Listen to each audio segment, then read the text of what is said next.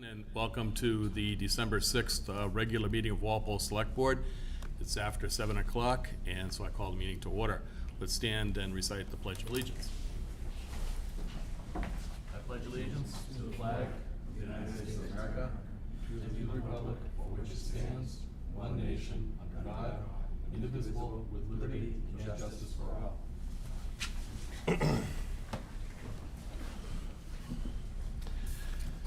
So there are four of us here in the room right now. Mark Gallivan is traveling on business, is going to join during parts of the meeting, which I think will start around 7:30.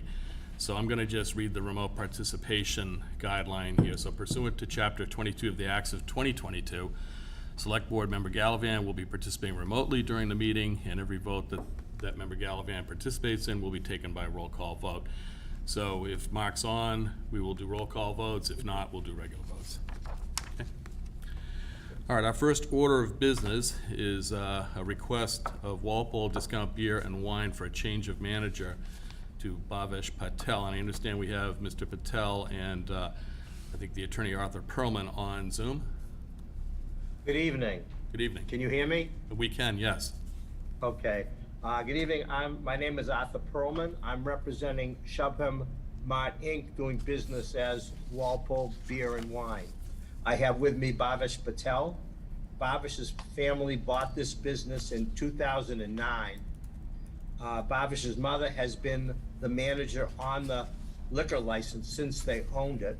Bhavesh has worked at the store since they've owned it. For about the last 4 or 5 years, Bhavesh has done virtually everything a manager would do, while his mother has slowed down and taken more vacations. It's now time for Bhavesh to assume a title of manager on the liquor license. Bhavesh is a U.S. citizen. He is a Massachusetts resident. This business has never had a violation, and I would respectfully request that you approve that Bhavesh Patel be the manager on the liquor license. Great, thank you, Mr. Perlman. I appreciate that. Mr. Patel, anything that you'd like to add? Anything? No. Okay. So let me just ask the board if they have any questions. Anybody? Glenn? Go ahead. You have more than one location, or is this your only location? This is your only location? Yeah. Yeah, this is his only location. Okay, thank you. Okay. There being no other questions or comments, Ally, could I have a motion, please? Motion to approve request of Walpole Discount Beer and Wine for change of manager to Bhavesh Patel. Seconded. Motion and a second. All in favor, please say aye. Aye. 4-0-0. Thanks very much and good luck. Appreciate it. Thank you very much. Thank you. Okay. Thank you. All right, next up, we have a request of DDO New England LLC DBA Taco Bell for a common Vittler license to operate at 124 Providence Highway. I understand that we have Mark Raymond from Taco Bell on the Zoom. Hi, Mark. Hey, good evening. How are you? I'm good. You want to tell us a little bit of what you're doing here? So, DDO New England purchased Lockwood McKinnon Corporation, the former owner of the Taco Bell at 124 Providence Highway, and we're just looking for a name change of ownership on the common vic license. Okay. We're not changing any of the operation, changing any of the hours, nothing at all other than the name and who's paying the taxes. Right, well, we appreciate that. Eva, is all the paperwork in Yes, order? I received everything that I Okay. need. Any questions from the board? Okay, Ally? Motion to approve request of DDO-New England DBA Taco Bell for a common victular license to operate at 124 Providence Highway. Seconded. All in favor, please say aye. Aye. 4-0-0. Thanks very much, Mark, for being here tonight. Good luck. Thank you guys very much. Have a great night. Good night. Thank you. Next, we have McMahon Associates. They're going to take us through a traffic improvement study that has been underway for some time. And so I know we've got a couple of folks here from McMahon. So, and Carl, you want to come up as well? Good evening to the chair, members of the board. I'm just Carl Baldoff, town engineer, and I just want to introduce Paul Pregal in the green coat and Christy Apicella, both with McMahon Associates. Christy headed up this study and did most of the legwork. Paul's the project manager for McMahon. He's got a long line of experience with transportation projects in Walpole. So I just let them introduce. They've got a little presentation to run through on this thing, and I'll let them go through that and see what kind of questions you have. Terrific. Thank you, Carl. Hey, good evening. Hi, good evening. Welcome. Thank you. Thank you for having us. Yeah. I think if you just go to view full screen, it should fill the entire.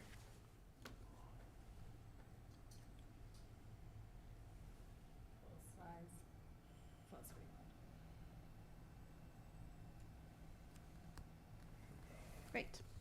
Thank you. As Carl mentioned, we've been working with Carl and the town. I apologize for my back being to the audience here. Looking at your downtown area and some of the traffic congestion.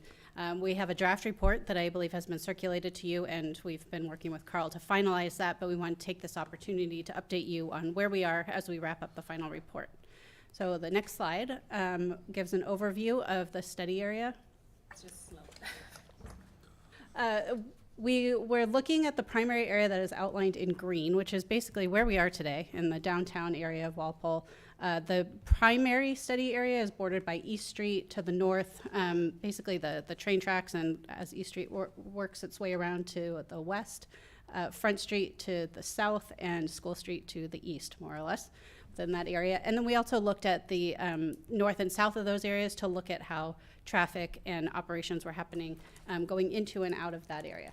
So our primary goal was to look at an efficient and sustainable way, if you could go back one, please, of how to make traffic operations improve overall, not just for vehicles, but also how people are walking, biking, and taking the bus. So our focus was on things that could have an immediate impact in the short term that were relatively low cost and easy to implement. We also have some long-term recommendations, but we wanted to look at some of those things that might be quick wins, building on the work that you've already done in this area through your the ongoing master plan, your prior vision plan, parking plan, and other studies. So I'm going to walk you through some of those recommendations. I'll give you a broad idea of what we've come up with and then explain some of the rationale behind it. So we did look at those existing studies, so we weren't starting new and fresh. We wanted to build on work that was already done for development filings, your local recovery plan, those sorts of things, and assess all of the different ways that people can move within the community and present those short, and long-term recommendations for traffic operations, some parking, and some wayfinding. So I'll go through each of those in a bit more detail. Our categories really had to do with looking at Main Street and the three primary signals within the Main Street area. We understand you've experienced congestion. We saw that in the field. Our data collection showed it as well. There may be things that can be done for the signal upgrades that I'll walk through, some of which are already underway. Some multimodal improvements, the way people walk or bike or get to the commuter rail station or the MBTA station, and wayfinding, and you're already seeing evidence of that with the new parking signs that have been put up.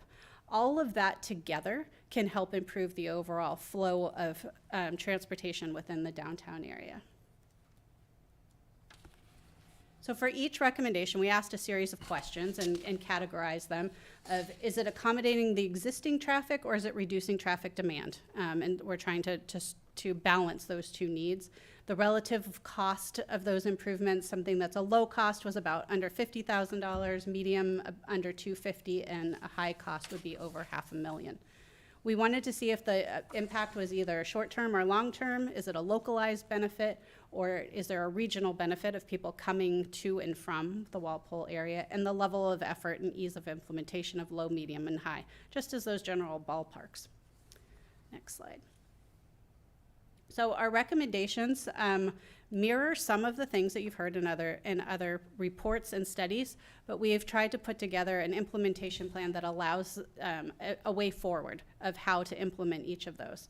So great news is, as we were working on this report, your planning office, the board, and engineering have found ways to pay for some of the implementation for some of these things. So that's an achievement. As you're starting off your planning process, you're already implementing some of those recommendations. So signal improvements is a rough cost, about $250,000. Some of those are already in progress. Our engineers are working with your equipment vendor to troubleshoot and look at some of the equipment operations, and I will detail those in another slide. Their downtown public parking signage, you had $10,000 that was appropriated for that. You can see the wayfinding signs that are around town. Improving pedestrian facilities, some of that is already in progress through funding for improvements for the town common area through ERA funds and DHCD funding for that. And then bicycle parking is also in progress, we understand from your planning department. We have some recommendations for potential side street traffic calming, but we have a question mark about that if we're going to improve the congestion in the downtown area, there may not be as much of the impacts of the cut-through traffic happening if people can move through downtown more efficiently. And then some improvements with the MBTA, bus stops, and access to commuter rail would need to be coordinated with the T. So I'll go through a couple of these to let you know how we came up with this. Within our key findings, looking at the intersection operations, we noticed that there were long queues, that means lines of cars, the backups that you experience sometimes when you're sitting at those signals or you're observing them. We found that those signals are not well coordinated within your downtown area, and there are some improvements that could be made with the existing equipment that would be short-term. There may need to be additional examination of what might be needed for a longer-term fix, but improving some of the detection and the communication between those signals should have some short-term benefits of easing some of that traffic congestion. Also, some of the vehicle detection isn't operating the way that it should. So if a car is sitting there and waiting for green, you may see that a car waiting has a red light and there's green and there's nobody there. So making sure that vehicle detection to know when a vehicle is there could help improve some of that, those overall operations. The next slide talks about some of the cut-through traffic, which you've probably, this probably rings true to what you experience within the community, but we did use data known as streetlight data. It aggregates information from our cell phones to see where we're going for origin and destination.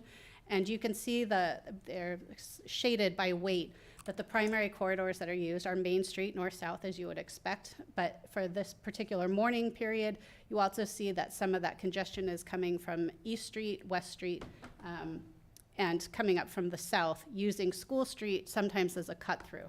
So with some of that, the vehicle movements that are going in the area, some of it may be the signal upgrades. Some of it also may be those who are searching for parking and couldn't find parking, and they're making trips around downtown Walpole looking for parking.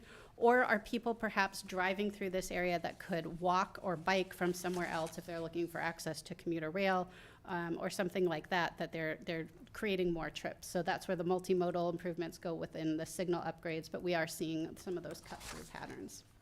Next, please. Those multimodal operations have to do with pedestrians, people walking. So the sidewalks that you have, your local recovery plan noted the strong presence of storefronts and how businesses are maintained. But some of the pedestrian facilities could use some upgrades to make them accessible and activate that sidewalk area like you've seen during some of the provisions that have been done during COVID of having outdoor dining, things that can activate that pedestrian space where people are walking. We observed, I think, 2 bicyclists during peak hours, very low bike demand, but maybe people would be able, in the increase in residential, be able to ride their bike to commuter rail, ride their bike downtown, if there was a place to keep their bike or facilities to facilitate that.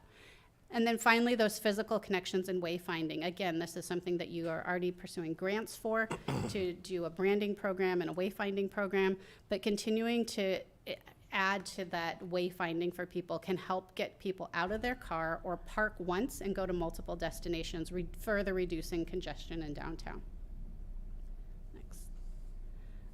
Again, the wayfinding signs, this is a new improvement that we saw that was up the last time we were in town. And continue to move that one. Then our long-term recommendations are similar. It's additional signal upgrades. If you're going to put in pedestrian crossing signals and countdown timers or things that meet ADA, there's a capital cost that comes with that. That's not as much of a quick fix because we have to look at the equipment and make sure that the signal cabinets can handle those operations. Some improvements in street configuration. There may be areas that an additional crossing could be established, or accessible ramps, and roadway and sidewalk reconstruction. So those would all be longer term recommendations that would provide a long-term benefit overall. Some of those recommendations are summarized here and in the report that are categorized by those categories I just laid out.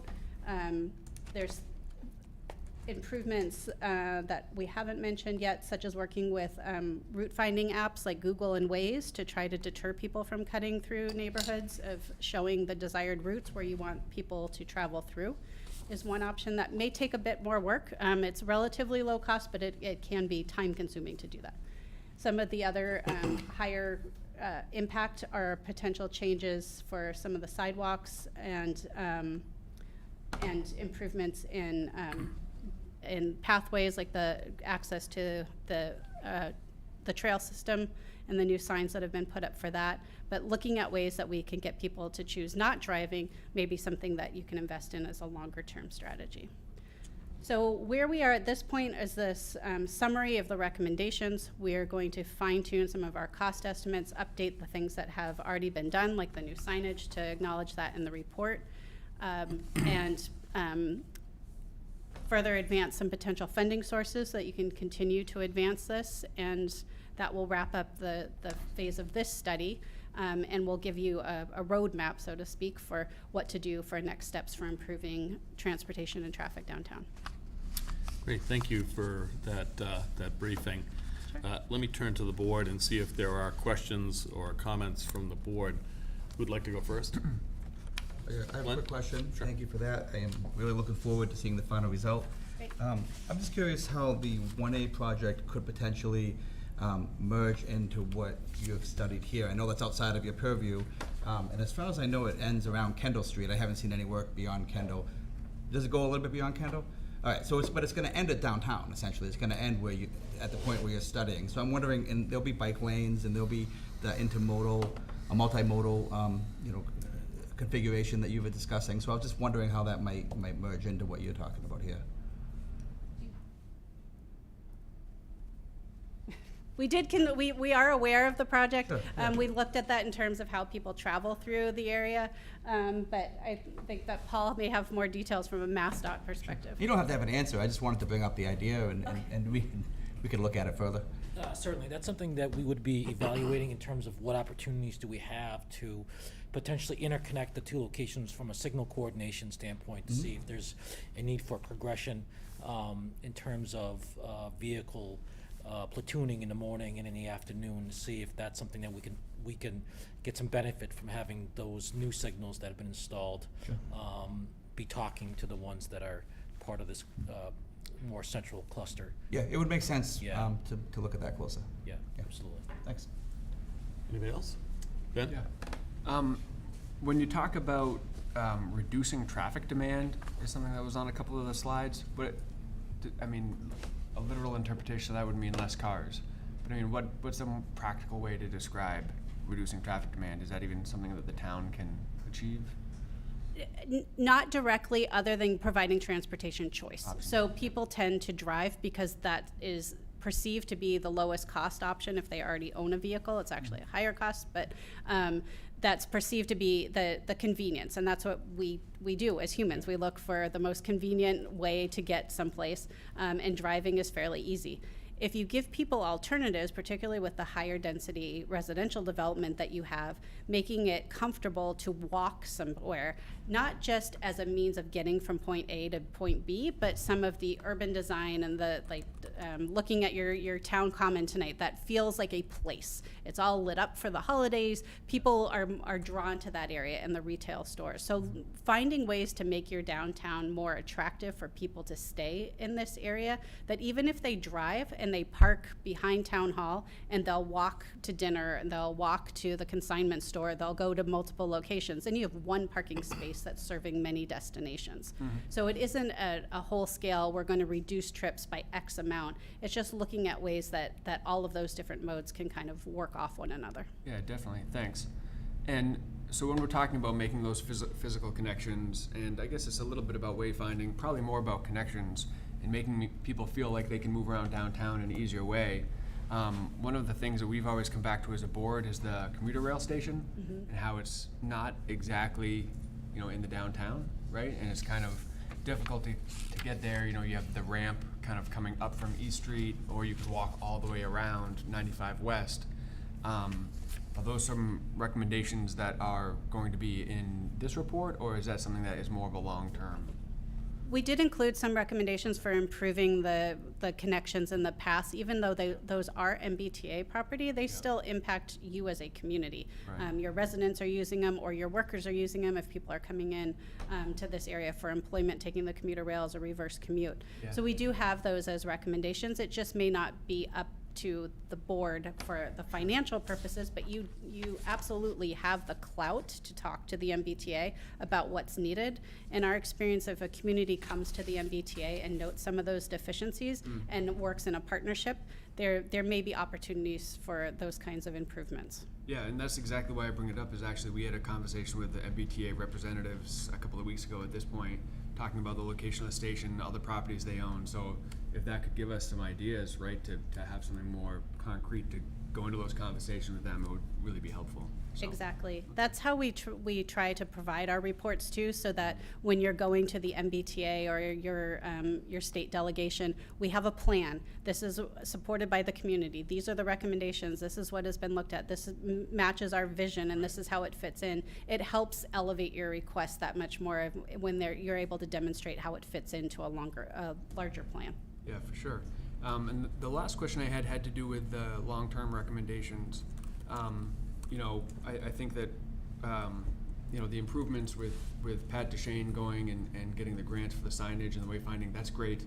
Improving crosswalks and sidewalks, also good. The signals is a no-brainer. I don't think anybody in town, including myself, understood that those signals actually weren't operating the way they were intended to be, right? And that's a huge deal. That's a no-brainer in terms of making those improvements. But longer term, and I hopefully, like you say here, it's a future phase of study, but you have a lot of traffic data in this report already, right? From the areas of Front Street, from Elm Street, and I'm talking specifically about one of the items in long term, which is consider closing Front and Elm Street to vehicle traffic to expand public space, which is something that we've talked about at this board, that I've talked about before, that is something that, we recognize. And you mentioned the Common and how it's all lit up, and we have events down there, certainly in the summer every week, but even into this season, every other week or thereabouts, into the fall and into the winter. And we spend money and we spend time closing, Elm Street Extension, closing Front Street, putting up barriers, extra, police officer details and things of that nature. So being able to expand green space, reduce costs, give our residents, more space and more ability to attend these events and increase safety. All of those seem like no-brainers, right? So I'm very much looking forward to maybe some bigger picture ideas in the next phase of this, particularly as it regards Front and Elm Street, because it's a cut-through. Yep. That's all it is. Particularly for, tractor trailers, right? 18-wheelers. And so we have all this wonderful sidewalk space that you showed in one of the slides, out in front of Tessie's and some restaurants, and it's a nice spot, and it's great what the business owners have done there. And you can be sitting there on a beautiful spring day, and all of a sudden a tractor trailer rumbles through, and you can't hear yourself think or anybody else talk for 30 seconds. And that wouldn't happen if those streets didn't exist or were utilized in a different way. So I think there's a lot of opportunity there, and I look forward to hearing more about it. Great, thank you Thanks. for your comments. Thanks, Ben. Ally? No, they're great comments, and I just was going to ask about the Front Street and Elm Street, because I find that very intriguing, the thoughts of, expanding that common space and being able to utilize it in new ways. Yes, we have a lot of data. We've analyzed some of the patterns that we're seeing.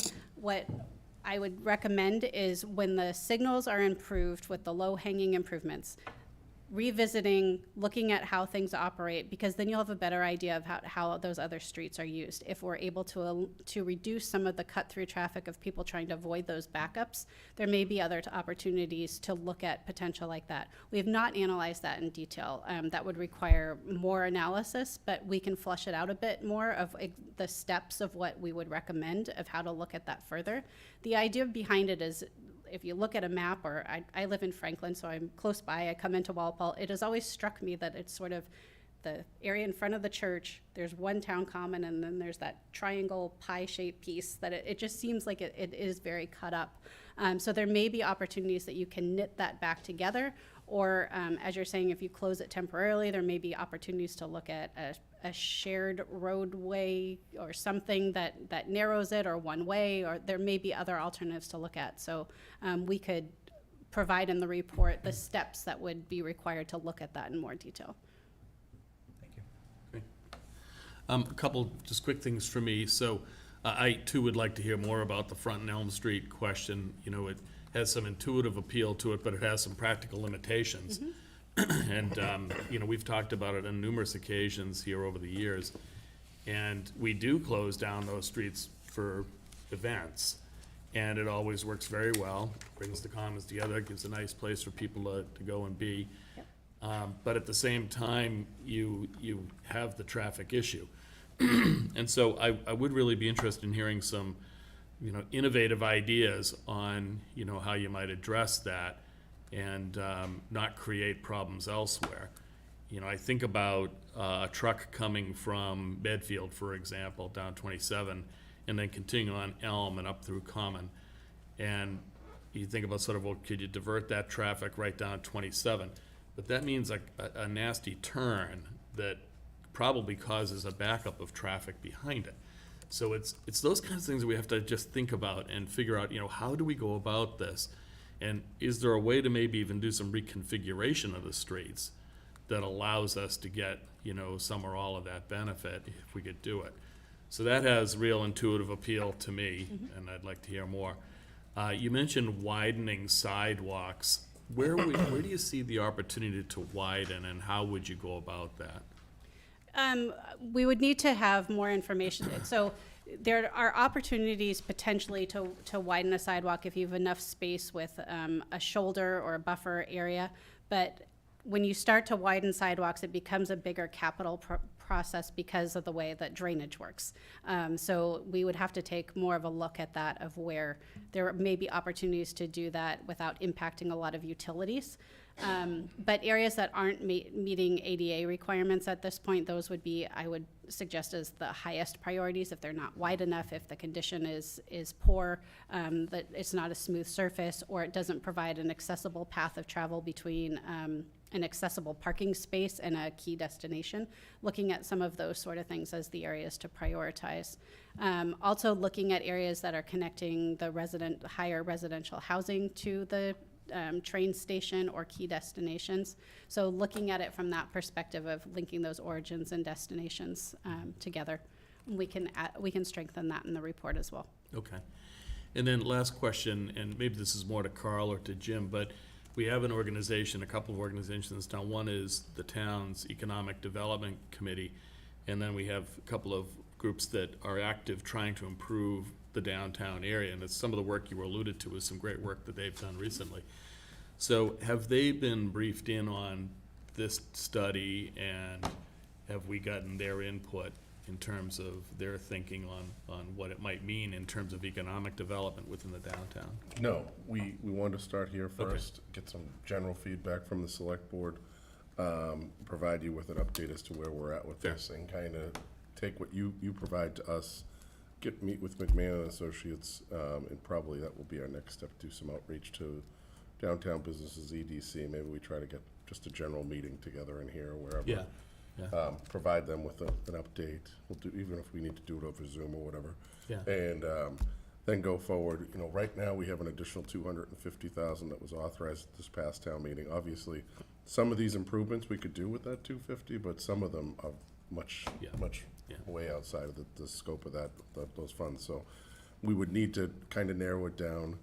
And I think what we would do is present kind of a list to you, the board, and say, okay, as the road commissioners, we can do these 3 or 4 things for the 250, or maybe we just do one thing for 250, and here's some future, this part's gonna be 500 or $1 million or something like that. It's gonna be years in the making. Of but course, yeah. But that is the kind of thing that would be helpful to get input from economic development and those, the other groups, to get a sense for where they think the biggest bang for the buck might be. I'd love to hear that. Yeah. The other thing that just popped in my head that I think Glenn raised already, but I wanted to sort of amplify, is the notion of the connectivity of the work of Route 1A that's been going north of the downtown. And what are there, 3 new lights going in? It's 3 Yeah, or it's 4? 3. Yep. 3 new lights. That's right, yeah. And thinking about, as you're getting the signals in the downtown optimized, making sure that we don't create bottlenecks downstream, and that we coordinate with the 1A group to make sure that there's, a contiguous flow there. Because otherwise, we could fix it in one place and just push the problem somewhere else, and we don't want to do that. You also mentioned the traffic detection, and I think it sounds like that's not functioning properly today. When our engineers evaluated, it was not functioning properly. There was a couple of locations where, I'm not gonna do this justice, but the detection may have been, modified in some locations to try to improve the overall efficiency of the intersection. So I know that Carl and Paul have been working with the provider of the signal equipment to troubleshoot and look at what can be fixed with what you have now. Okay, yeah, that feels like an important one, because I think if it's what I think it is, it helps to move the traffic when the traffic is there. So it changes the. Is that an evening thing, at nighttime and late at night and early in the morning? That's all times of day, okay, thank you. So it seems as though that would be a kind of an important one, that if you start to see something queuing up traffic-wise, you give a little bit longer signal time to let it through. But again, you have to think about it in context of the bigger question of the signals and what it means to to the entire flow. Exactly, Yeah. yep. So, just in terms of next steps, so you're gonna be closing out this report, and that'll then be taken to, economic development and other groups. And we'll then take a look at the 250 that we've got allocated, think Yeah. about how to go address some of the short-term aspects of this. And then how do we think about the long-term, and particularly some of those discussions we had around, configuration of the traffic in the downtown? What I'd like to do is flesh out our report a bit more that gives you more of a specific step-by-step, so that you could develop a scope of work for that and offer some funding sources.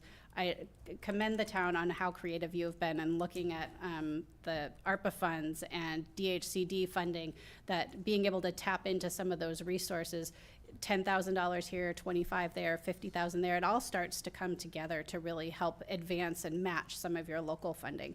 So I think that being able to put together a plan of that source and identify some of the potential funding sources you could go after to help supplement your local resources would allow you to go to the MBTA or DHCD with that specific recommendation and more of a game plan of how to move forward. Terrific, okay. All right, well, thank you. I appreciate you coming here tonight and filling us in on this. Look forward to future conversation on it. Carl, Jim, anything to add before we wrap? No. Carl? Yeah, I just want to recap and conclude that this meeting is key for us to gain input and get a sense of the priorities and where the board is with this. It helps shape how we go forward with this. This is somewhat of a living thing, so we've got some flexibility to do different things with it. But now it gives us some insight on exactly where to go with this thing. So it's been a good evening. Great, thank you, Carl. Thanks very much for being here tonight. Okay, we're gonna move on in the agenda. Next up is Chief Kelleher for the Police Chief's Quarterly Report. So, Chief? Oh, and I see Mark Gallivan has joined us on Zoom. Hello, Mark. Hi, Jim. Hi. So any votes that we take while Mark is on Zoom will be done by roll call vote. Chief, it's all yours. Good evening, thank you for having me here tonight. So I'll run through some of our notable incidents for this quarter. Actually kind of a quiet quarter, thankfully, which is kind of nice for once, so, but I'll run through some of these nonetheless. So During the summer of 2022, Sergeant Tolan had received some information that an individual out of Weymouth was obtaining and delivering a large amount of marijuana through the black market channels that was making its way to Walpole. So as a result of additional investigation and surveillance that corroborated this tip, a search warrant was executed down in Weymouth, which seized over 25 pounds of illegal marijuana, thousands of pieces of THC edibles, cartridges of THC, psychedelic mushrooms, and almost $9,000 in cash. So the individual was arrested by the Weymouth Police Department, and again, the detectives did a nice job keeping more drugs from flowing into our community. Late September, officers responded to residents on Christina Drive largely for a motor vehicle. This time, the vehicle was broken into and they actually stole an airbag out of a Honda SUV. We haven't seen this in quite a while, but we had a couple of those this past quarter, so something to keep an eye on as well. But the airbags do go for quite a bit of money on the black market, so when they're stolen, that's where they end up going. Also, on the end of September, we had several vehicles on Fisher Street that were broken into. Most of the vehicles were unfortunately unlocked, and a lot of smaller items were stolen. So a good reminder for everybody to make sure they lock their doors of their cars when they go inside at night. I know it's a simple thing, but it can solve a lot of headaches for you, cancel credit cards and whatnot. And finally, at the end of October, we had another catalytic converter stolen from a vehicle down by New Pond Village. This was off a Toyota Prius, which we've been seeing a lot of. The Toyota makes and models have had their catalytic converters stolen as of late. We did see a bit of a dip in that from over the summer, earlier in the summertime, but again, it's still an ongoing problem across the state, not just in Walpole. In terms of stats, our calls for service were about 4,400 this quarter, down a little bit from 4,700 in quarter three, and our arrests were at 27, right on the same as last quarter. Overdoses, we're at 22 total for the year with 2 unfortunate fatalities. We're at the exact same amount as of last year, but our fatalities are down from 4 last year to 2 this year.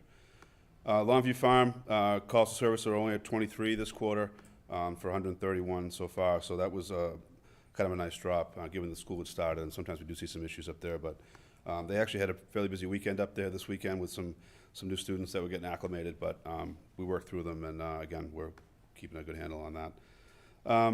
Mental health calls, again, we're still trending close to 600 calls a year. We're at 150 this past quarter, 520 so far this year. We'll end up right around 600. An exciting update on the mental health front is that we have found a clinician. Dylan Jones will be our new clinician. He will start with Riverside middle of December next week, acclimate with them for several weeks, and then come on board with us after the first of the year. We're in the policy development phase right now and making sure he's set up technically and internally, but we're good to go on him. We met him, the command staff met with him several weeks ago. We really liked him. He brings a lot to the table. We can certainly bring him before your board at some point to meet with him if you'd like. But his resume definitely will fit what we need, and we liked him as a person as well, so I think he's going to be a great fit for our agency, and we certainly look forward to getting this on the road after the first of the year. In terms of personnel, the 2 new officers that we had brought before your board recently, Officers McMillan and Turpin, they've just completed their field training actually today, and they are assigned to a regular patrol shift, so that was exciting. We have 2 open positions that we are currently filling. We have final interviews end of this week, early next week, to get those officers on board. One of them will be to fill our 48th spot, and one will be to bring on board ahead of Sergeant Dolan's anticipated retirement in April. So we will be fully staffed once we get these officers into the academy, which is huge.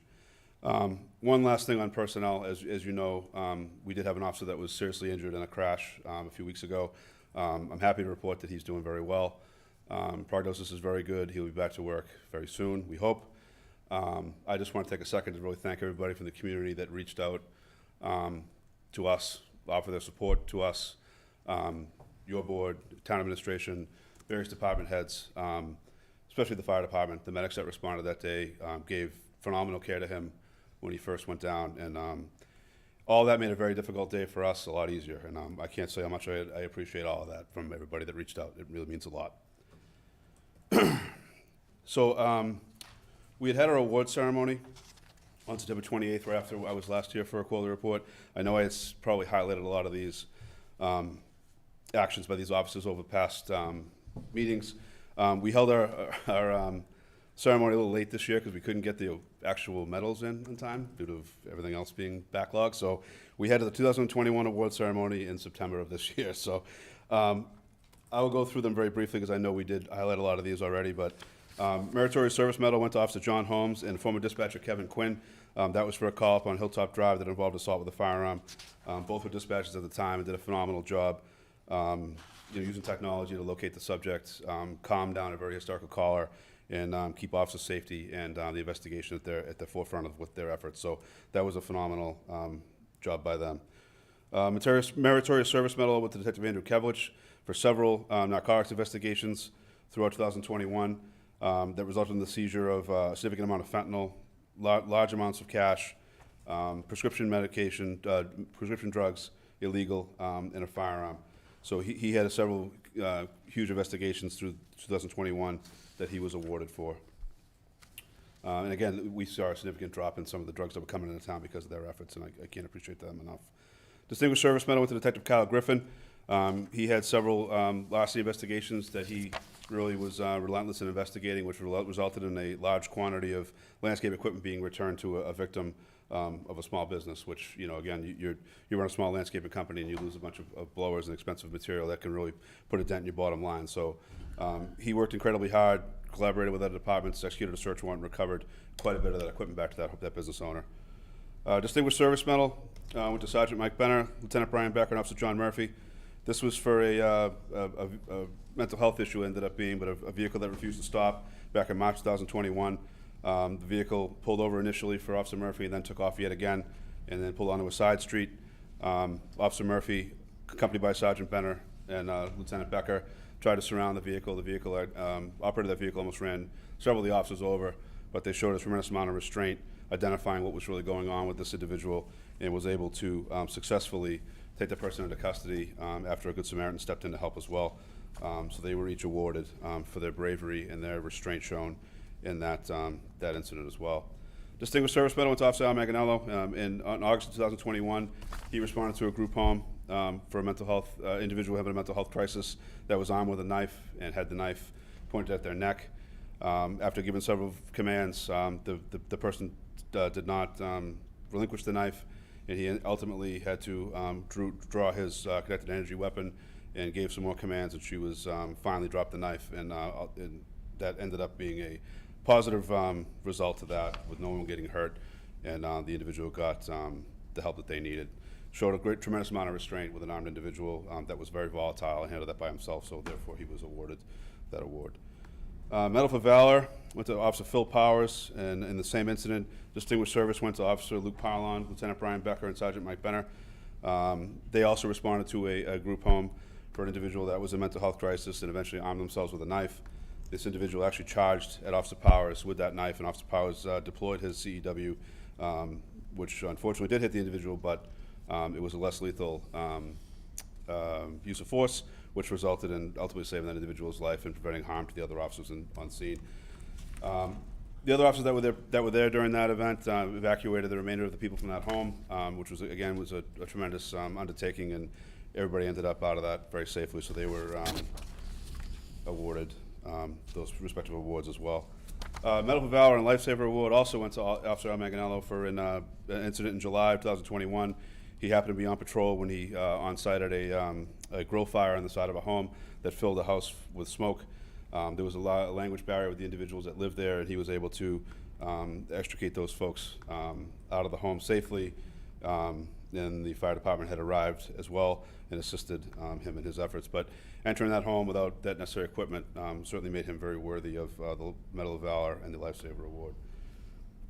Finally, we have two Lifesaver Awards for Officer Pat Baker and Officer Rich Haber. Both responded to overdoses where they came across people that were completely unresponsive as a result of a drug overdose, administered Narcan, and ultimately saved both of their lives in each of their respective events. I know I've highlighted a lot of these over the past, but I just thought it was important to mention and recognize these officers for their hard work. We started the awards program 3 years ago as a way to recognize them, as well as let their families come in and see their hard work, because I'm sure they go home and tell them that the day was quiet, nothing happened. So we want to make sure that everybody knows that their moms and dads, brothers and sisters are all really hardworking heroes in our community. So that program is ongoing, and we will wrap that up 2022 2022, and do that again, hopefully a little earlier in 2023. Finally, on the community policing front, I know I mentioned we had our road race this year in October. That was a very much a success. I thank the union for their support on that one, and they did a lot to organize that. Critical incident response training, Officer Hart, Sergeant O'Connor, and Sergeant Crown conducted a number of presentations at our various schools, and also conducted a lot of refreshers and updates for the new staff that are coming into all of our schools as the school year began. They do that every year. They did it again yet this year, and it's incredibly important training to ensure the schools are safe. Specialty patches that the associations have been selling, the breast cancer awareness pink patches, as well as the patches for Veterans Day have been sold by our police association. All those proceeds go to veterans organizations as well as the Ellie Fund for breast cancer awareness. You might notice that I haven't shaved in a little while. We did a Beard for Charity fundraiser this year. All the officers had contributed some money to a family that was in a tough spot this year, and we extended it. Usually it's only September, October. We extended it into December this year with the holidays coming up, so we figured if we can get a little extra money to a family that needs some money for Christmas, we'd go for it. So mine's a little grayer than I had planned on it being, so I can't wait to shave. It's gonna be like the NHL, where you're gonna keep growing it till the Stanley Cup is over? or what's- Don't tempt me with a good time, sir. I don't grow a great beard, so we'll say that's probably going to end very soon. The dispatch union did a school supply drive again beginning of the school year this year, so that was a great success as well. We did a number of rides to school. We held a 4-week RAD program again, which we do regularly. So that's always a very popular program that we ran again. We did our annual trunk or treat event during the parade this year, right outside the firehouse. So again, that's very well attended. They went down to the Boyden School as well to participate in that, and again to get the kids out and hand out candy and interact with the community. And that is pretty much all I have here for this. So if there's any questions, I'd be more than happy to take them. Thank you. Good comprehensive update, Chief, and thanks for taking us through that. Glad to hear that the motorcycle officer is doing better. That was a scary situation, and certainly glad to hear. Hopefully he'll be back to work sometime fairly soon. Yes, So, thank you. good news there. In terms of the mental health agent or officer, whatever we're referring to them as, I would like to have them come in. Absolutely. So whenever you think it's appropriate, after they've gotten onboarded and all that, it'd be wonderful to have that person come in, introduce themselves to the board, let the board interact with them a little bit. You know, this is something that, has been a topic and of importance for the board for some time, so we'd love to do that. Certainly. And then, obviously, congratulations for all those who, through their conduct as professional law enforcement have gotten those meritorious service awards. But more importantly than the awards is just the ongoing work they do in the community and protecting us and protecting other people from harm. So thank you for that. Thank you. Let me turn to the board. Any questions or comments from the board? No, thank you for your leadership. Appreciate the update. Thank you, sir. Okay, I think we're all set, Chief. Thank you. Thank you. Take care. All right, next we have Chief Bailey for the Fire Chief Quarterly Report. Good evening, Chief. Thank you to the chair and members of the board. Good evening. I was last here on September 13th. Our call volume for 2022 to date is 4,002 emergency calls, 3,361 inspections and permits for 7,363 total calls for service. We've been busy over the last 3 months with several different incidents, one of which you just heard about, which involved the med flight. Fire prevention, extremely busy. We've had 3 different fire prevention officers in there since last February. We're bringing the newest member that you swore in a couple of weeks ago up to speed. We've done many of the fire drills in schools. We were mandated to do 4 of those a year. They're not specific as to when we do the 4, so to beat the weather this year, we did a lot of them in the fall, and we've done multiple times at multiple schools. So that's an important aspect of the school year, and they're very well versed in it at this point. Building inspections, the 304s, which we do with the building department, are ongoing. That's a very busy time for us in the month of November and December. We have to do all the liquor establishments in town, and all the restaurants, so it takes quite a bit of time, and our fire prevention officer has been taking care of that. One of the positives of the fire prevention over the last year is that they've been working hard, all three of the members that were in there, to bring all of our stuff online. We're very close to being able to offer all of our permitting online, which will take the paper out of our process and make it much more streamlined. So we're very much looking forward to doing that. We just have to iron out a few more of the bugs that we have with regards to the payments, where we're not in this building. The payment issue is a little bit more tricky, so, but we are working through that as we speak. On the training, paramedic refresher training was held this year. We alternate every other year with paramedics one year, EMTs the other. Our EMT ranks are dwindling dramatically, so in the very near future, that'll be just a paramedic refresher every 2 years. They just completed that program, so all of our paramedics have had their annual refresher that is required.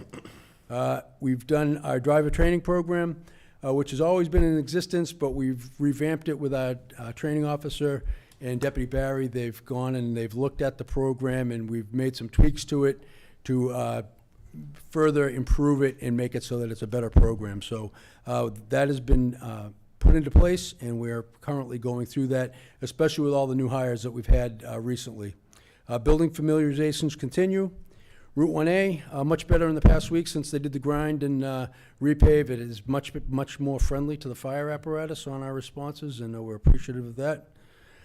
On the ambulance, I will be asking to come before the board in January, as we had spoke about a couple months ago, to discuss the rates. That paperwork should be in my hands in the next week or two. We can schedule something for the 1st of January or thereafter, and have a discussion on what we want to do with the rates. My current budget, the only issue that I currently have is overtime. We're still okay, but I am keeping an eye on it. With the man-for-man that we've had throughout most of the fall, trying to get up to so that we have extra people on shift has been a little bit taxing, but I'm just keeping an eye on it and just making you aware of that. Capital, the 2 engines that were ordered, it just passed a year. They're due to be in here in June of 2023. That is the current delivery date as of right now. The new ambulance delivery date is September of 23, which is better than September 24, which I reported on back in September. The new command car actually came in today, which was ordered as a result of the capital this past fall, as well as our SCBA air packs and bottles. Those are also been ordered and are actually in service as we speak at the station. Our grants, a little bit more discouraging. So we applied for an AFG grant for $157,000, and we did not receive that. We also applied for SAFER grant for 4 firefighters, and we did not receive that. The denial letters will be coming out this week on that. One of the positives of that is the deputy attended a meeting the other day, and they're going to try to use remaining ARPA funds that they have to try to supplement some of those programs and those grant opportunities to award a few more grants. So we're still hopeful that we won't get that denial letter this week and that we're still in the running, but I'll keep the board up to date if anything changes on that. Over the past couple of months, we've had one resignation. In the month of October, I had another one just prior to the last quarterly in September, and we've also had one retirement. So three folks have left the ranks of the fire department. We've added 4, Christopher Malloy, Jocelyn Jenks, Jason Grant, and Joe Lafreniere, all graduated on November 28th from the Mass Fire Academy. They were in the Stowe campus. Mike Curran is currently there right now. He will be graduating on January 9th. Michael Shea is also at the Bridgewater campus right now. He'll be graduating on January 20th. And Jared Fahey, the last of the new hires, will be going and attending on January 5th and graduating on March 17th. We have no injuries to report in this quarter. The night before the 4th, I'm happy to say we'll be back on the night before the 4th. We finalized that this past week. Our open house was held on October 8th, and open burning will be January 15th to May 1st, as it is every year. Permits will be going on sale once we get that portal up and running for our permitting. I'll take any questions you may have. Great, thank you, Chief. Good update. With respect to the rates, yeah, whenever you're ready. So just when you're ready to come in, why don't you, ask just Dr. Ifa, Sure. just get on the agenda, and we're happy to That'd be bring it great. forward. Okay, thank you. In terms of the staffing, so if I did the math right, it sounds like you have 3 out, 1 in, so plus 1, and then you've got 3 more coming between now and March. So you'll be plus 4 over current staffing in March. That'll bring up our staffing to 11 across the board. Okay, so that's 44? 44. 44, okay. And that's as, what's the approved staffing number? That is the approved That is, so number. you'll be fully It's at- staffed. It's at 45, but that includes the fire prevention. Yeah, officer, okay. So you'll be fully staffed theoretically when we get to March, Theoretically, theoretically, yeah, okay. That's good, that's good progress. so. Good, all right, thank you, chief. Great. Any other questions or comments for the chief? I mean, Mark? That's exciting to hear that, you know, we're getting close to fully staffed hopefully with all these candidates in the academy. Thanks, Ellie. Mark, anything? No questions. Thanks for the update, Chief. Thank you. Okay, thanks, chief. Thank you. Happy Good night. holidays. All right, next we have the Director of Assessing, Dennis Fliss, to come and talk to us about an insert that we're going to have in the tax bills for property tax exemptions, which I think is a great idea, by the way, and nicely timed, given the last meeting that we had. So why don't you tell us what you've got in mind? Good evening. I wish to thank you for inviting me today. My name is Dennis Fliss. I'm the Director of Assessing, and with me tonight is Jennifer Florio. She is our new Deputy Assessor. What I'm here for tonight is I'm seeking permission from the board to insert a notice in the upcoming third quarter tax bill. This notice outlines the tax assistant programs we have available to qualified taxpayers in the town. These programs include tax exemptions for the elderly, the blind, surviving spouses, disabled veterans, and even deferral of their property taxes. To give you an idea, last year the town granted approximately $369,000 in tax exemptions to help these people. The insert or the notice before you is an overview of the programs. Additional information is on the town's website, or you may call the assessor's office. Further, we'll probably be mailing out, I think it's close to 2,500 flyers this Friday to the people who are on the Council of Aging mailing list.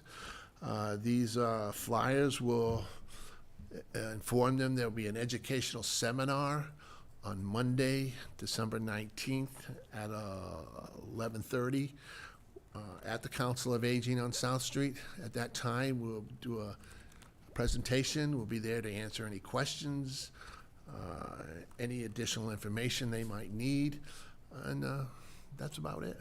Great, no, it's a great idea, and I was really glad to see that, and the flyers. I wasn't aware you were doing the flyers, so that's awesome as well. In conjunction with the, this is not just me, it's the tax collector, Yeah. The Council of Aging, we've all put this together. We've been working for the last couple weeks to make sure that we get this out in a timely manner, because what's going to happen is that, like I said, the flyers will go to the people on the Council of Aging's mailing list. That's about 2,500 people. But the notice that I'm asking for tonight will go in all the tax bills. There will be a brief overview. We won't have every little detail, but they can go through the basics and see if they somewhat qualify, because a lot of these are age, financial qualifications. in order to, Veterans. You know, Yep, yep. so Yeah, good. that's it. All right, awesome. Thanks, Dennis. Any comments or questions for Dennis? Mark? No questions for Dennis. Thanks. Great, thank you, Mark. Okay, thanks, Dennis, appreciate it. Okay, our next order of I'm sorry. Oh, you're right, I'm sorry. Okay, and this will need to be a roll call vote, so Ally, could I ask you for motion? Motion to approve request of Dennis Fliss, Director of Assessing, to insert information on property tax exemptions and other assistance in the third quarter real estate and tax bills. Second. Ally? Yes. Glenn? Aye. Ben? Yes. Jim, aye. Mark? Aye. 500. Thank you, and thanks for the reminder, Aoife. All right, next order of business, we have the Zoning Board of Appeals interview and vote for appointment. So what we're going to do right now is we have an opening for a full member on the ZBA, which came about when Mary Jane Coffey tendered her resignation about a month ago. And at that time, we said we wanted to advertise the position and make sure that we did our proper due diligence around identifying candidates. And so we've done that. We have 3 candidates for the full-time position.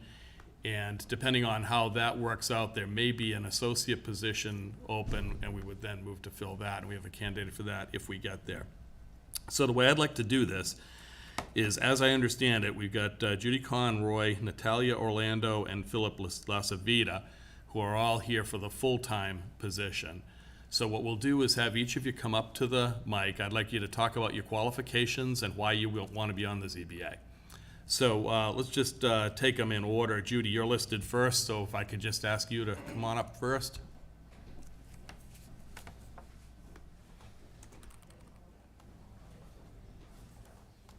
Good evening, board members and Zoom people. I'm here tonight to request a promotion to full member of the Zoning Board of Appeals. In September 2021, your board appointed me as an associate member. Over the past 16 months, I have attended all 29 scheduled zoning board meetings. Unless otherwise noted, the first and third Wednesdays of every month on my calendar are marked in Sharpie CBA. I have participated in the public hearing discussions on 9 cases in 2021 and 29 cases so far in 2022. As you know, the zoning board under Mass General Law and our Town of Walpole zoning bylaws, we have the authority to hear and decide on appeals from the building inspector, petitions for variances, and the granting of special permits. Attendance is critical for special permit applications because you always need 4 votes, and without 4 members present and 4 current members with continuity, the special permit is subject to be granted by default. So that's key as far as attendance goes, and I'm proud of my record of attendance. As a member of the board, I have provided over the past 16 months fair and common sense approach to each case as they come before us, listening to the applicants, their agents, the abutters, and other concerned citizens. There have been times when a quorum has been difficult, and as I had not missed any meetings, I was able to step in and vote on cases as needed. Again, continuity for zoning board hearings is very important, and I have provided and will continue to provide that continuity. I take my position on this board very serious. When cases are posted for public hearings, I prepare in the following manner. I review all documents, and I do bother Patrick because I have to pick up a packet because I'm old school paper. As you know, I killed a lot of trees when I was here one time giving you some documents.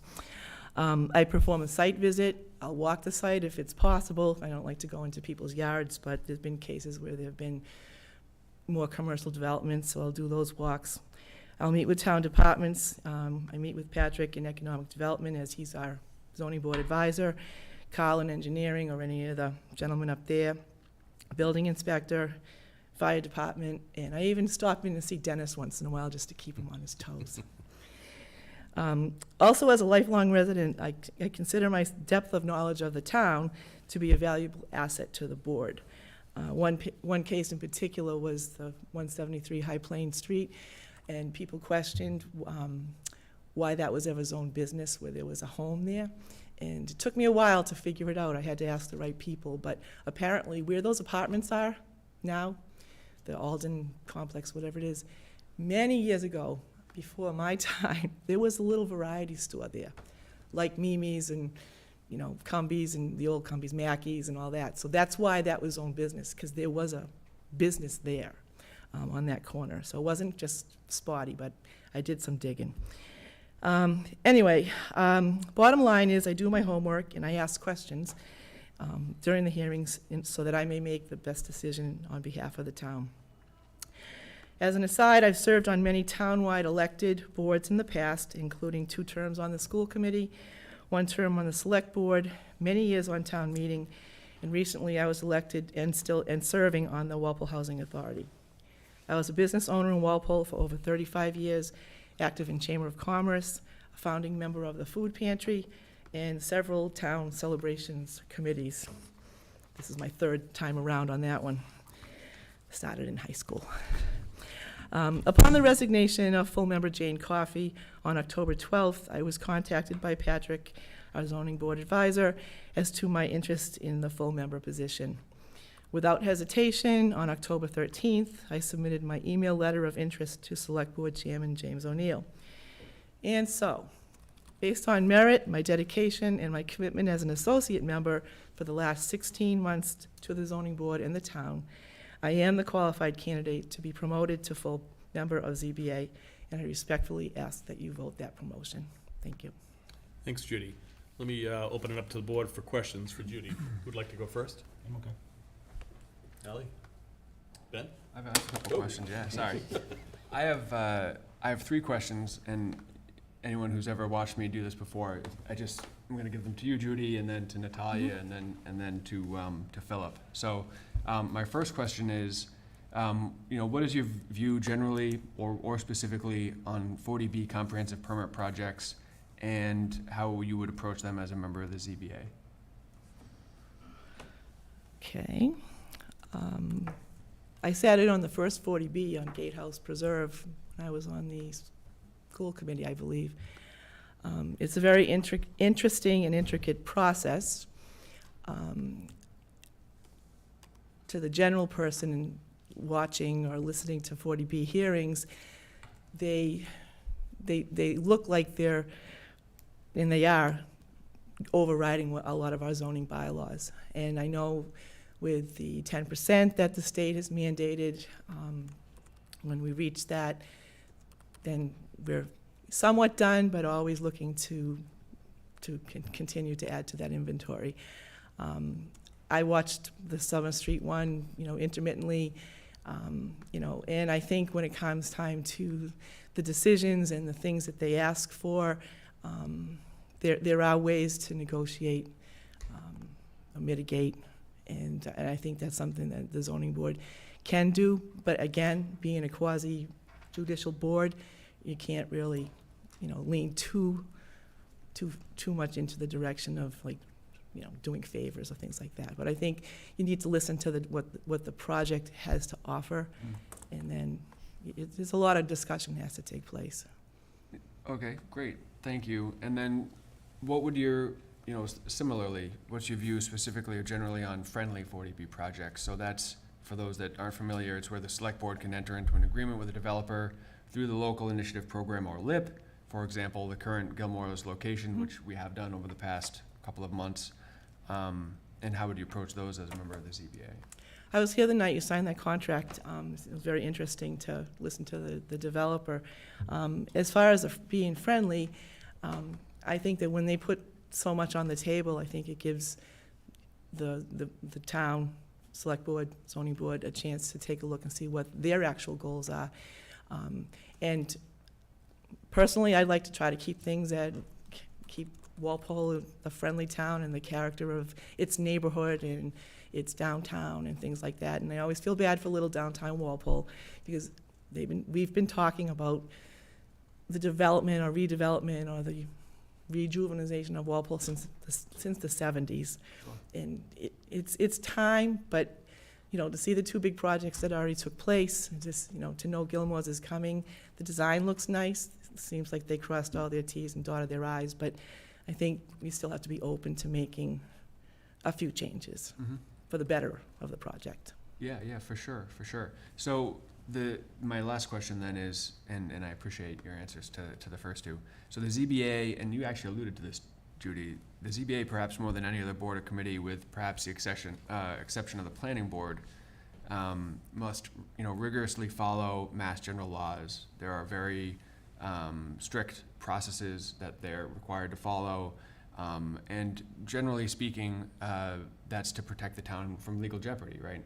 And so I know a lot of folks that have spent time watching the ZBA or on the ZBA as an associate member such as yourself are familiar with that. And I think honestly that John Lee, who is the longtime and current chairman, has done a good job of ensuring that the way the ZBA conducts its business is appropriate, right? And above board, and as you said, dotting the I's and crossing the T's. So I just want to make sure that the folks that we do appoint to the ZBA can and you alluded to it, you know, set aside your personal beliefs or feelings on a topic or about an entity or another person to ensure that that process is followed. I know sometimes that's really difficult to do. I have but- no problem doing that. I Yeah. sat in your seat for 3 years and sat through some sessions and read through a lot of documents that on particular cases that Yeah, I didn't even want the documents in my home, so I Yeah. read them down the hall. yeah, I follow the rules. yeah. I might not like you, or you, but that doesn't, nothing to do with your project Yeah, or the outcome of the goals. okay. All right, thank you. That's how it goes. I appreciate it, yeah. Okay. One quick question for me, being that you're on the Walpole Housing Authority, Mm-hmm. and given, you know, as Ben points out, our focus on affordable housing and so forth, how do you see your background with Walpole Housing helping to think through some of the things that we'll be dealing with in 40Bs, friendly 40Bs and so forth going forward? Well, the friendly 40Bs, when the gentleman presented, you know, and he mentioned that their units, their 25% would be like the 80% AMI, average median income, you know that, but the listening audience might not know. That's too high. And I think one of the housing partnership people even mentioned the rate in that particular project coming in was still like $2,400 to $2,900 a month, and that's the affordable. So as far as, I'll put on the other hat, Walpole Housing, our clients are 30 to 50. So I was going to ask that night, but then I realized they'll come before the zoning board, and I didn't want to muddy the waters, even if I changed hats. But someone else asked the question instead. But something like that, they probably still can make money at 50% AMI, which is a help. But if they would, you know, just consider a percentage at 30%, and then I know it's all about bottom line money, you know, but they can figure it out. They can put the pencil to the paper and eke out a couple of more affordable units and make them below 80%. Great. Thanks, Judy. The last point is just to echo what Ben said. Obviously, this is a judicial board. This is a board that has to live within the laws, rules, and regs. This is a board that has to interpret those laws, rules, and regs in the context of, you know, findings from other boards and inspectors and so forth. Part of this up. Jim, I have one. Sure, go ahead, Ally. So we've talked quite a bit about our affordable housing friendly 40Bs. Another part that we've been discussing over the last month is our zoning bylaws and the need for possible updates as the master plan comes out, our commercial zoning, our general residence, inclusionary zoning bylaws, multi-housing. Can you give me a few of your thoughts on those? Actually, at our last meeting, I had a handout for the board because we were talking about the in-law suite bylaw, which I'd been keeping track of some of the problems I saw over the last 16 months of different plans coming in. So we are working with Patrick. He's created, I know he's not available tonight, but the zoning bylaw for the in-laws, we're tweaking it a little bit. We're changing the dimension, the requirement for, I'm losing my train of thought here, for the percentage of the total. In our vibrant community. I would love to bring my experience as a board member. I, like a lot of people in town, up to date on everything. I'm very active and involved in a lot of community events, the farmers market, the tree lighting. Love the downtown area, which has been brought up many times. The lights, I think it looks really nice, as it does every year. I'm really excited about a lot of the changes and improvements. I know there's been mixed reactions from people in town, but I'm really excited to see the direction that Walpole's going in with all of that. Great, thank you, Natalia. Appreciate that, and thank you for being willing to volunteer your services in the ZBA in addition to all those other things you're doing. Let me open it up to the board for questions from Natalia. Ben? I'll start. Hi, Natalia. So I think that you probably heard the questions that I asked Judy, and I'll ask the same of you.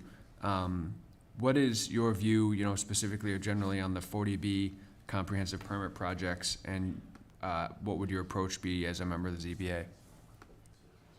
Well, as a board member, I've believed greatly in negotiating and listening to different opinions and points of view. I know 40B is certainly, coming from my political background, is something I've dealt a lot with. and talking to different groups of people, having to make presentations in different communities as well, talking about it. It can definitely be a divisive topic, but I think it's important to look at the benefits to the town.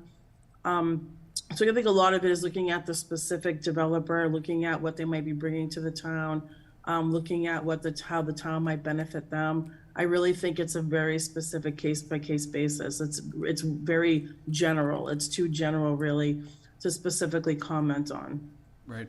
And then, so what about friendly 40B projects or the LIP, local initiative program projects? What are your views on that, and how would you approach them as a member of the ZBA?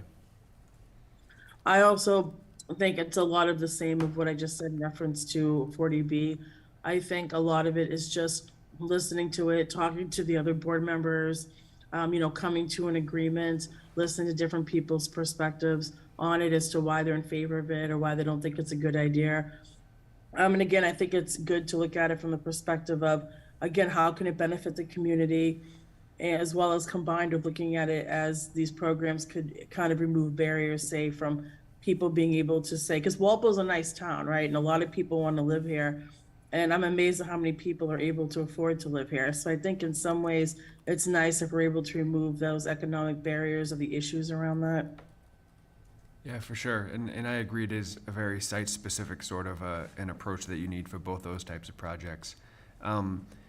So then finally, as I said previously when talking with Judy, when you become a full-time member of the ZBA, there's a lot to think about in terms of the legalese and the judicial aspects of that board and the processes that need to be followed.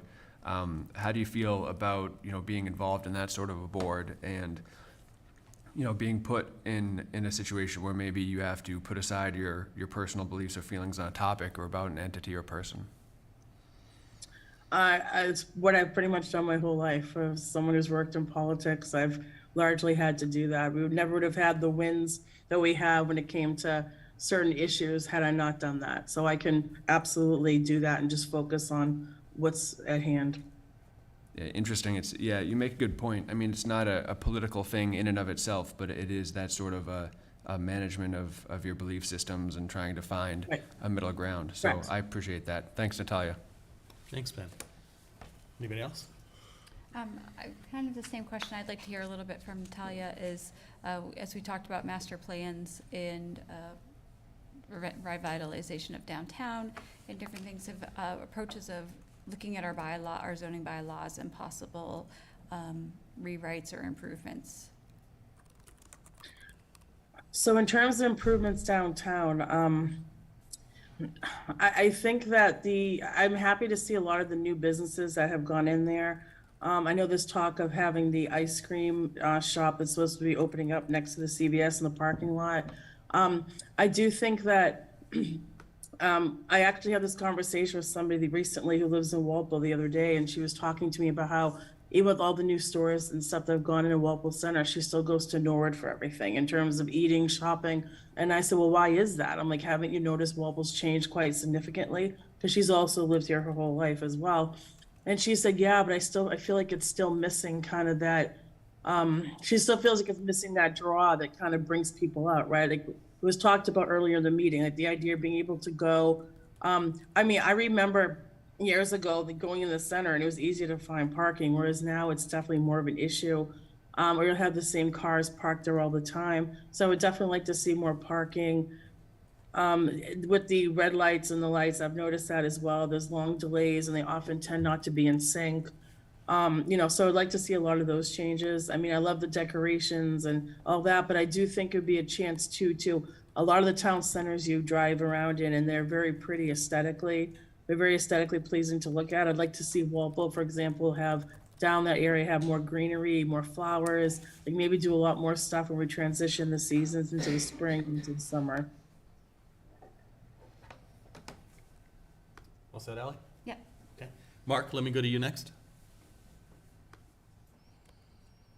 No questions, Shims. Thank you. Great. And I don't have any further questions, Natalia, either. I do just want to reiterate again, thank you for being willing to do this. You obviously have a great deal of experience and are certainly qualified to be on the board, so we appreciate you being willing to step forward and be part of this process. Okay, thank you. Okay, and then the last candidate for the full-time position is Philip Lasavita, who is here with us in the room. So Philip, if you'd come up to the mic, and you've seen the drill so far, talk about qualifications and why you want to be on the board. Welcome. Hi, I'm Phil Lasavita. I lived in East Walpole all my life. I used to co-own Walpole Rental up until about 2004, 2005, when I closed it down. I still currently own that property. I do a lot of property management as well as maintenance. I also do a lot of training. I've never held any municipal job. I've never held any job on any board ever. I wanted to get my foot into the in the door, and I've been online looking at such things as Chapter 40As and reading about it, and this is something I know I can do. I can learn it. I can do it. The other candidates, they're fantastic. I mean, I'm hearing their resume, and it's impressive. That's pretty much it. Is any questions, please fire away. Great, well, thank you, and again, thank you for being willing to do this. We appreciate it. Will you open it up to the board? Ben? I'll start. Thanks, Philip. So you heard me ask the questions previously. You touched a little bit on the comprehensive permit projects. In terms of the friendly 40B projects and the local initiative program, everybody's talked about the Gilmore's location, and I imagine that you're familiar with it.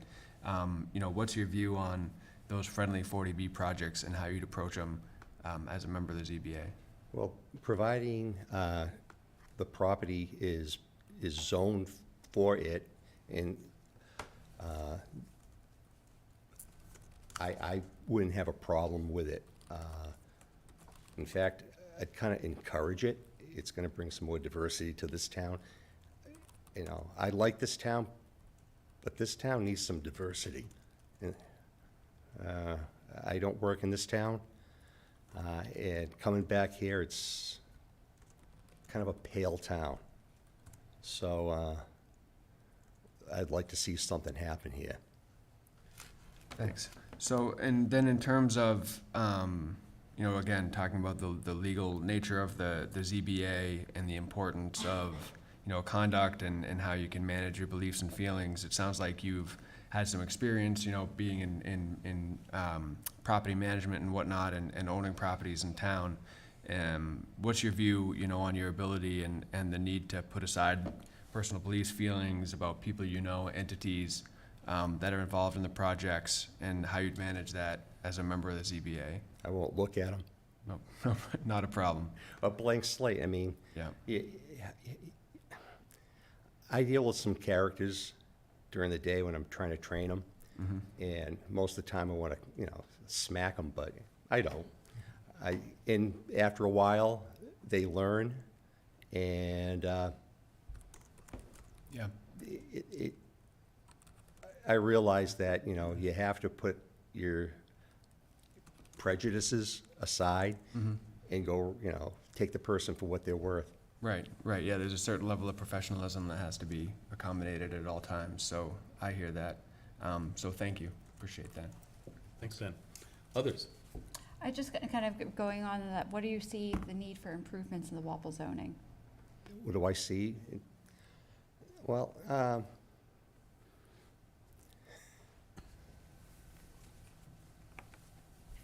I could see,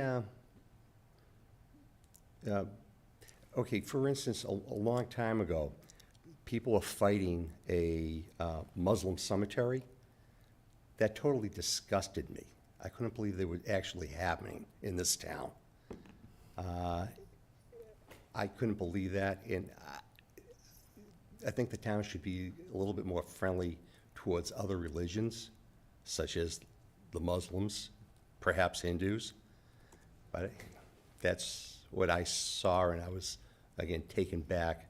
I never thought it would happen in this town. And what do you think for like our commercial zoning and what we have zoned for commercial?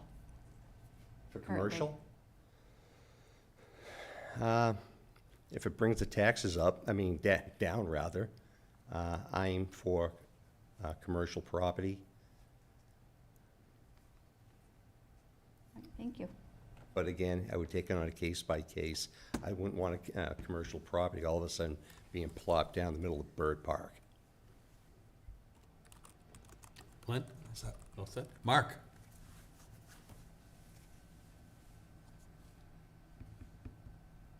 No questions, Jim. Thank you. So, again, thank you for applying, and I appreciate the fact that you kind of came in at the last minute. I thought it was really important for us to have all of the people who wanted to be part of the process in tonight, and both you and Natalia made yourselves readily available, Judy as well, but Judy we knew was going to be here. But, so I appreciate the fact that we were able to talk face-to-face or over Zoom with Natalia. And I'm really glad that we took the time to actually go and advertise this job. And it was out there for what, for 30 days, a little more than that? Yeah, over that. Yeah, over that. And that allowed us to go out there and see if there were other people who were interested in this opportunity. And frankly, from where I sit, I think that's really important. You know, you talked about diversity, I think about diversity of thought. And so it's very important to me to make sure that we get, you know, a slate of candidates that we can look at and say, yeah, we have multiple choices. So I was glad to see that. And for the ZBA, that's hard because the ZBA is a very, very difficult board. It's immensely time consuming and it is very technical and complex. And so it's a tough board to be on. So it's not one of those boards that people rush to join. And so I was really pleased to see you and Natalia and, of course, Judy apply for these positions. So thank you for being here. Any last questions or comments? I think it's a good problem to have so many qualified, capable, interested candidates, and it puts us in a position we have a difficult decision to make. Mm-hmm. So you can Thank you. take a Thank seat. you for and having me. We'll have some deliberations here. So I do want to hear from the board members before we take a vote. I'll start off. You know, I have to again say I appreciate the fact that we had 3 qualified people here tonight. And I think that's refreshing and it's helpful and it makes it, from where I sit, it's a great outcome. And we do have 3 qualified candidates, so thank you all for being here. What's a deciding factor for me is I think about the fact that Judy is currently on the ZBA as an associate member, and her track record of attending meetings is something that I find very appealing. I think you said you were at 29 meetings, all 29. And that's important because in the land of ZBA, continuity matters, and having people who are there at meeting after meeting after meeting after meeting is going to be very important. So Judy's got that demonstrated in terms of attendance, continuity. You talked about your prep, which, you know, I appreciated. And your overall understanding of the ZBA process was clearly evident. Obviously, you've been on that as an associate for 14 months or something like that. And as a result, you've got the process down. I thought your prior experience in town government is helpful. Your answers to the 40B questions that Ben was asking you, I think were clear and concise, and I appreciated that. I also think having been a small business owner in town is an important element of, you know, background and experience, and you bring that. So from where I sit, I see Judy as the number 1 of the 3, and I'll pause there and ask other members to opine as to how they see it. So who wants to go first? I'll go first. Ben? You know, just, I guess, riffing off of this idea that all of you are very, you know, qualified for this. I believe that's true, and so I say this often, but to the extent that 2 people aren't appointed tonight, I think it's important that people continue to put their hat in the ring, whether it's for ZBA or others. You know, I think in the past there hasn't been a lot of turnover for a lot of these boards and committees, but it seems like over the past maybe 5 to 7 years that's increased. And so I would just ask that all of you, regardless of who gets appointed, you know, continue to stay engaged, whether that's through a board or a committee that has a current opening, or even keeping an eye on the ZBA to see when something opens up. Thanks, Ben. Clint? I don't have any more comments. Okay, Ally? My head is still thinking, there's three candidates, all each coming with their own background that, you know, certainly could be qualified for the ZBA. It is such a very important role to be filled, and being able to attend just because of the diligence of what the ZBA has to do, the decisions they need to make. Attendance is a very important part of the ZBA, of being able to attend and go through the hearings, so, yeah. Thank you. Mark? Yeah, I would say I agree with what Ben just said, that I think volunteering is an important thing in Walpole. It's one of the things that makes Walpole a great town. And if you're not appointed today, take a look at some of the other openings we have now or will have in the future, and find something you could do to volunteer for the town. I've been a volunteer for a long time and I've really enjoyed it. I am going to vote for Judy for some of the same reasons that Jim mentioned. She's been the associate member, which I think is really important on a board, especially like the ZBA. And she has a long history of being involved in the town and understands a lot of the issues. So although I'm going to vote for Judy, I do say thank you to the other people who volunteered, and hopefully we can find another spot for you on a board now or in the future. Thank you. Great, thanks, Mark. Any last questions before we move to votes? Okay, I'm going to make a motion to appoint Judy Conroy to a full-time member of the ZBA. Can I second it with brief discussion? You may. So Yeah. just, I want to put it out there that, that depending on how this vote goes, I may put out a different candidate. Okay. Okay. But that is a second? That's a second. Okay. We have a motion and a second. We'll do a roll call vote since we have Mark participating remotely. So Mark, I'll start with you. Aye. Ally? Aye. Glenn? No. Ben? Aye. And Jim, aye. 4-1. Judy, you've been appointed to the ZBA as a full-time member, so thank you for being willing to do that. And to Natalia and Philip, thank you again for your willingness to be part of this process as well. You're all well-qualified candidates, and we really appreciate you being here. So with Judy being moved up to full-time member of ZBA now, that creates an opening at the associate level. We have Mark Major here for us to talk up to who's applied for that role if it became available. So Mark, it has become available. Why don't you come on up and talk to us a little bit about qualifications and your what you do as an associate member, and we'll go from there. Hello, nice to see you all. And I found out about this potential opening about a month ago or so, and I served on the ZBA as associate member from the fall of 21 through the spring of 22. At which point it was determined there was actually one too many associate members on the board, so I kind of raised my hand to step back and had a few other things going on in the world, and said that if an opportunity were to come available, I'd be happy to put my hat back in the ring for this. So here we are. So I did come before the board before and gave a little bit of background myself. I'm happy to do that again just to make sure that everybody has that context. I've lived in the town of Walpole for about 8 years. I professionally work in procurement, so I basically negotiate for a living. So I see the role of, as a ZBA member as kind of being a core competency in negotiating, especially when you're talking 40Bs and really trying to find the best possible outcome for the town for every project. And really, I think that's kind of the frame I try to keep it, regardless of how I feel personally or professionally about the project itself or the developer. But really, the goal is how do we get the best for Walpole out of the cards that were dealt. So I have a family here. I have 3 small kids. So I'm very kind of invested in giving back to the town and making sure that this is a good place for them to grow up, and that that a good place to live, which is certainly everything that I've felt about the town so far.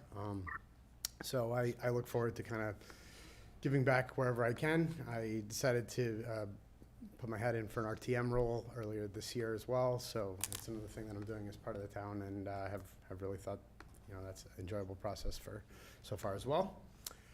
But outside of that, I'm happy to answer any questions or talk a little bit more about myself if needed. Well, thank you again for volunteering, and let me say, I don't think we have publicly apologized to you for botching that vote where we put you on and had to take you off. It's never. It was a good 6-month run. Yeah, but we do really appreciate your willingness to step down. You were very gracious about that, and again, I apologize that we had that little mishap. That said, you've got great qualifications, and I again appreciate the fact that you are willing to step forward and do this again. Sure. And so I think you're well qualified, and certainly the one of the things that, as we've talked about today, the associate's role is a very important role, especially given the need for quorums and continuity. And as we heard from Judy, there's not always quorums, and Judy had to step in many times as an associate member and actually vote on items. And so the associate position, even though it's not the same as a full-time member, is still a very important position. And of course, if you decided to, it also is a great proving ground to move up if you wanted to go to the full-time at some point. So I appreciate you being here. Let me open it up to the board for questions or comments. Ben? I'll start. Yeah, so thanks, Mark. Good to see you again. I think, just in kind of, I guess, staying in the lane that we've been discussing in terms of how important attendance is and keeping going to the meetings. I know you have experience with this. I think it's great. I'm really glad you threw your hat in the ring again. If you, and I think this might be something that we as a board want to start talking about with possible members to boards and committees is, hey, we all have things come up in our lives, whether it's work-related or personal-related, and if somebody feels that they're not able to or not best positioned to take part in a board or committee, and you said you had some things going on, and then we had the snafu on our end, but I think it's important to acknowledge that, and as we've seen tonight, right, there's a lot of people that are willing to do it and to step up, so certainly appreciate you doing that, and would just reiterate that if there ever comes a time where you do need to step down, I think people can feel good that there are those waiting to volunteer as well. So I appreciate it, Mark. Thanks. Yep. Lynn? Ally? Awesome, thank you. Mark? No questions. Okay. Ally, could I have a motion, please? Motion to appoint Mark Major as an associate member of the ZBA. Seconded. Roll call vote. Mark? Aye. Ally? Aye. Glenn? Aye. Ben? Aye. And Jim, aye. 5-0-0. And thank you again for being willing to do this. We appreciate it. Thanks, Mark. Thanks, Mark. Okay. Good for hanging out. All right, next on the agenda is open forum. I don't think we have anyone here for open forum, so we'll keep moving on to new business. We have some license category renewals for 2023. Aoife, anything that we need to be aware of in particular on this as we move to this vote? No, we've pretty much got the majority of them in. A lot of it now is just waiting on, like the chief mentioned tonight, the 304 inspections for the alcohol and some payments, but we're in pretty good shape. Okay. Jim, anything that you would add on this? No, Aoife's doing a great job. Yeah, okay. All right, Ally? Motion to renew all license categories for 2023 issued by the Select Board and listed on memo dated December 2nd, 2022. Second. Okay, roll call vote. Mark? Aye. Ally? Aye. Glenn? Aye. Ben? Aye. Jim? Aye. 5-0-0. Okay, next is the Friends of St. Patrick Annual Parade. All the paperwork in on this one, Aoife? Yeah, we're good, and I've already reached out to the various department heads to let them know that it's happening again. Okay, and any comments or questions from the board? Ally? Motion to approve request of Friends of St. Patrick to hold the annual parade on March 17, 2023, beginning at 11:25 to 11:30 a.m., and a block of section of Main Street between Stone and Common Street at the conclusion of the parade for approximately 15 minutes. Second. Motion and a second. Mark? Aye. Ally? Aye. Glenn? Aye. Ben? Aye. And Jim, I will abstain, being a member of that board, so 4-0-1.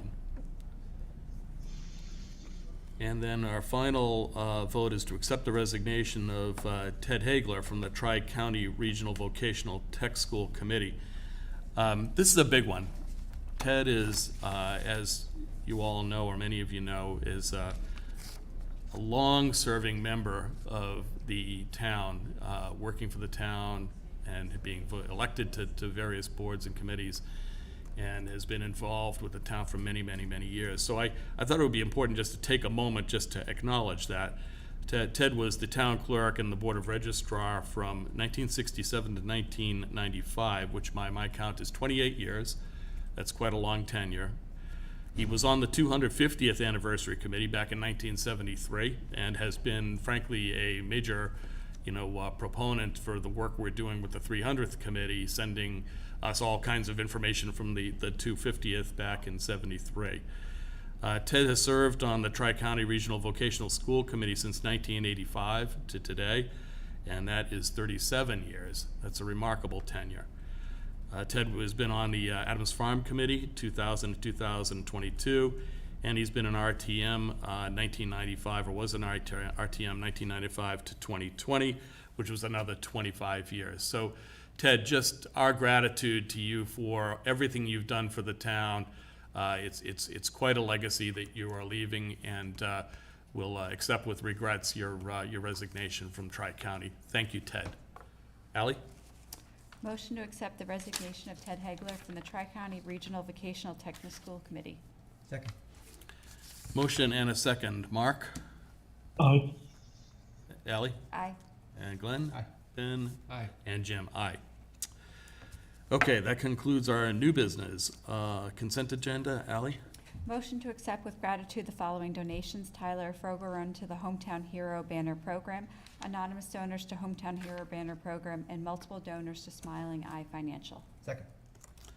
Mark? Aye. Ally? Aye. Glenn? Aye. Ben? Aye. And Jim? Aye, 500. Okay, minutes. Motion to approve the minutes of November 8th and 14th, 2022 as presented in our packet. Second. Mark? Aye. Ally? Aye. Glenn? Aye.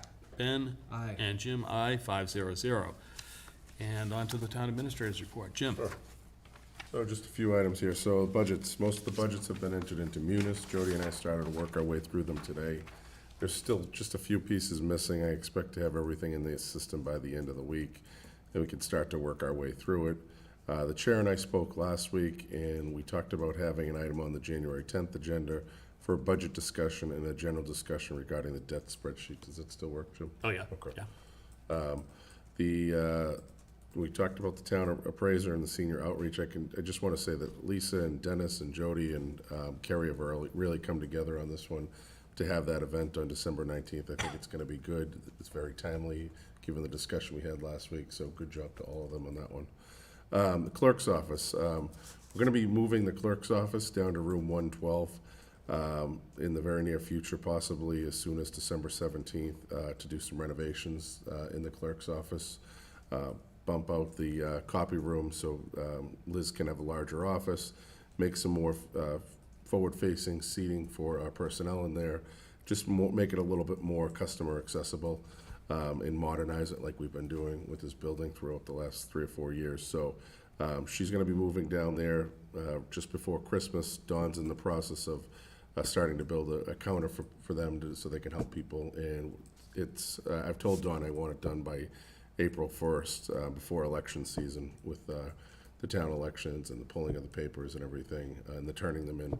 So just more of a heads up on that one when the residents come in and see that the clerk's office is moved. I think it's been in that office for a long time, and an update's needed. So good job to Dawn and to Liz coordinating this. So that's really it for me. Okay. Route 1A, the bridge, how's that coming? Are we still looking good for Christmas? We're still looking good for before New Year's. I met with actually MassDOT, Carl and I, and Lieutenant Becker today. They're still on track to have that opened up, and there's some tie-in issues there, but they said it should be widened before New Year's. So. And does that mean that North Street will then be reopened at that time? No, it will not. Not at this time, unless there's a large gap in some of the utility issues that are there, because there's a gas line right in the middle of it. There's a traffic signal that's going in there. If there's a large, like a 2-month gap, we're going to push to have it open. But if they're going to just continue operations during the winter, we understand that they're not going to be able to do it. So more to come on that once I have a definitive answer for you. Okay, great. Yeah. Questions for Jim? Comments? Mark? No questions, Jim. Okay, thanks. Okay, well, that concludes our business for this evening. Motion to adjourn, please. Motion to adjourn. Second. Roll call vote. Mark? Aye. Ally? Aye. Glenn? Aye. Ben? Aye. Jim? Aye, 500. We're now adjourned. Patrick from Walpole Media, thank you for taking good care of us tonight, and good night, everybody.